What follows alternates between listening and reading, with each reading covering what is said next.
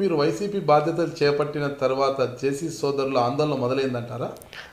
Exactly. ఎందుకు అంత భయం మీరంటే? నేనంటే భయం కాదు, కానీ బలమైన ప్రత్యర్థి, బలమైన వ్యక్తి. ఇక్కడ ఏంటి అని మా బలం అంటే ప్రజలు, నాయకులు, స్నేహితులు, అక్కడ ఉండే వ్యక్తి. మా నాయకుడు మాకు పూర్తిగా సహాయ సహకారాలు అందిస్తారు. అతను ఒక సామాజిక వర్గంలో ఒక కులాన్ని దేశిస్తాడు.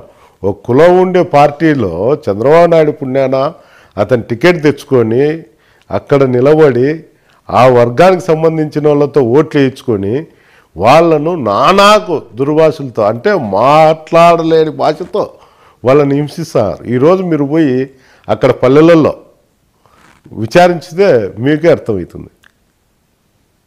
అంటే పల్లెల్లో అంటే వీళ్ళ అరాచకాలు ఎక్కువైనాయి మీరు భావిస్తున్నారా? అంతే కదా.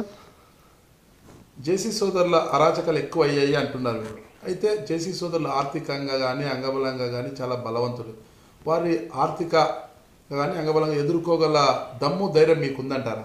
ఉందనే నేను అక్కడికి పోయినా, లేకపోతే నేను అంత దూరం పోయి తాడిపత్రిలోకి అడుగు పెట్టలేదు కదా. ఏంటికి అడుగు పెట్టలే? నేను వారంలో 5 రోజులు అక్కడనే ఉంటాను.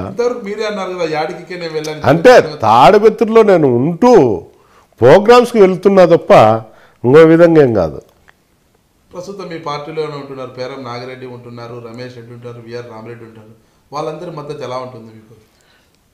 నేనైతే ఒకసారి వెళ్ళా పేరం నాగిరెడ్డి దగ్గరికి, ఆయన లేడు సమయానికి. విఆర్ రామరెడ్డి, రమేష్ రెడ్డి నాతో పాటు కలిసి పనిచేస్తారు. 2019 ఎన్నికల్లో ఖచ్చితంగా మీకే టికెట్ వస్తే విఆర్ రామరెడ్డి, పేరం నాగిరెడ్డి, రమేష్ రెడ్డి మీకు మద్దతుగా నిలిచి మీ గెలుపుకి బాటలు వేస్తారంటారా? వేస్తారు. మీరు ఎలా నమ్ముతున్నారు? ఎలా నమ్ముతున్నారంటే వారితో ఉండే నాకు సంబంధాలు, గతంలో వాళ్ళు కంటెస్ట్ చేసినప్పుడు మాతో కొద్ది వరకు సహాయ సహకారాలు అందించుంటాం కాబట్టి మాకు చేస్తారు. తొలి నుంచి జెండా మోసిన వారిని కాదని మీకు టికెట్ ఇస్తే వాళ్ళకి మనసు ఎలా ఒప్పుతుంది అలా మీకు మద్దతు పలకడానికి? ఈరోజు ఏం కలిసి తిరుగుతున్నాం కదా. అంటే కలిసి తిరగడం వేరు, ఆ రోజు ఎన్నికల్లో సపోర్ట్ చేయడం వేరు. ఆ రోజు చూస్తాం ఏం జరుగుతుంది. అంటే నాకు సపోర్ట్ చేస్తారో లేదో కానీ జేసీ సోదరులకైతే సపోర్ట్ చేయలేరు కదా. అదైతే పక్కా నిజం కదా. రేపు అధికారం చేపట్టేది జగన్మోహన్ రెడ్డి గారే. ప్రభుత్వం మీద వ్యతిరేకత ఉంది. ఇదే భావాన్ని 2014 ఎన్నికలకు ముందు కూడా ప్రకటించారు. ఖచ్చితంగా వైసీపీ అధికారంలోకి వస్తుంది, గెలిచేది మేమే. వైసీపీ నాయకులతో సంకలు గుద్దుకొని మరీ రాజకీయాల్లో ఎన్నికల్లో నిలబడ్డారు. అంటే ఓవర్ కాన్ఫిడెన్స్ పోయి బోల్డా పడ్డారు. మరి 2019లో కూడా అది పునరావృతం కాదంటారా? కాదు.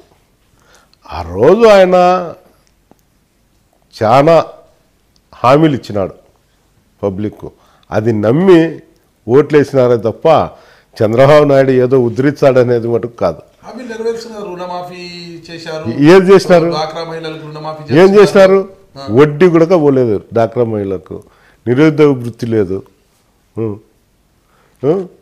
రుణమాఫీ ఏంది 50,000 20,000 ఎంతో చేసినాడు. ఆ వడ్డీలు కట్టే కూడా ఇబ్బందికరమైన పరిస్థితిలో ఉంది. ఏ రైతుకు సక్రమంగా అందడంలే. అతను ఇచ్చిండేదేంది? పెన్షన్లు.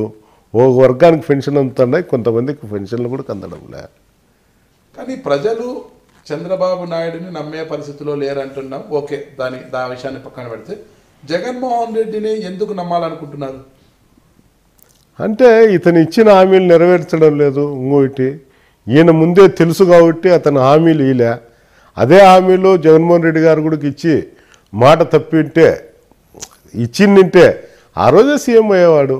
నేను చేయలేను కాబట్టి ఇతను నిజాలే చెప్తున్నాడు కాబట్టి ప్రజలకు ఆ నమ్మకం ఉంది జగన్మోహన్ రెడ్డి గారి మీద. ఇప్పటికే ఒక్కొక్కరు కూడా జగన్మోహన్ రెడ్డిని వీడి, వైసీపీని వీడి పసుపుగా ఉండ కప్పుకుంటున్నారు. అందరూ కూడా ఒక్కొక్కరుగా వెళ్ళిపోతున్నారు. ఉన్న సీనియర్లు అంతా కూడా వెళ్ళిపోయారు, పార్టీ ఖాళీ అవుతుంది అంటున్నారు. ఈ నేపథ్యంలో ప్రత్యామ్నాయంగా జనసేన పార్టీ వచ్చింది. ప్రజలు జనసేన పార్టీ వైపు చూడరని నమ్మకం ఏమిటి? ముద్రగడ పద్మనాభం వాళ్ళ కులం కోసం పోరాటం చేస్తున్నారు. లాస్ట్ టైము జనసేన బీజేపీతోనే చంద్రబాబు నాయుడు సీఎం కాగలిగాడు.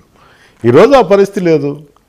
మన పవన్ కళ్యాణ్ ముద్రగడ పద్మనాభం అంటే పవన్ కళ్యాణ్ ఆ రోజు బీజేపీ కాదు టీడీపీ కాదు ప్రచారం చేశారు. అదే పవన్ కళ్యాణ్ ఈరోజు ప్రజల ముందుకు వచ్చాడు పార్టీ పెట్టి. అంటే టీడీపీకి ప్రత్యామ్నాయంగా ఈ జనసేన ఎందుకు చూడాలి? మీరు ఎంతసేపు వైసీపీ అధికారంలోకి వస్తుంది అంటున్నారు కదా, అంటే జనసేన ఎందుకు రాదంటున్నారు? అతనికి ఒక 4 మీటింగ్లు 3 మీటింగ్లు చెప్పినాడు. ఒక మీటింగ్లో ఒక విధంగా చెప్తా వస్తున్నాడు. ఒక మీటింగ్కు క్లారిటీనే లేదు. అతనికి ఎట్లా ఓట్లు వేస్తారండి? అతని దగ్గరకు పోయేది కూడా యూత్ అంతా 20 ఏళ్ళు లోపలనే. ఓటు ఉంటుందో ఉండదో కూడా వాళ్ళకి తెలియదు. అలాంటి వాళ్ళు ఆయన అభిమానిస్తారు. ఆ రోజు ఏమిటంటే ఒక సామాజిక వర్గానికి నాయకుడు అని చూసినారు. ఈరోజు ఆ సామాజిక వర్గం అతన్ని ఆ విధంగా భావించడం లేదు. ముద్రగడనే చూస్తున్నారు తప్ప పవన్ కళ్యాణ్ గారిని చూడడం లేదు. నేను మీ పెద్దారెడ్డిని, వైఎస్ఆర్ కాంగ్రెస్ పార్టీ లీడర్ను. మీరు చూస్తున్నారు ఐ డ్రీమ్ న్యూస్.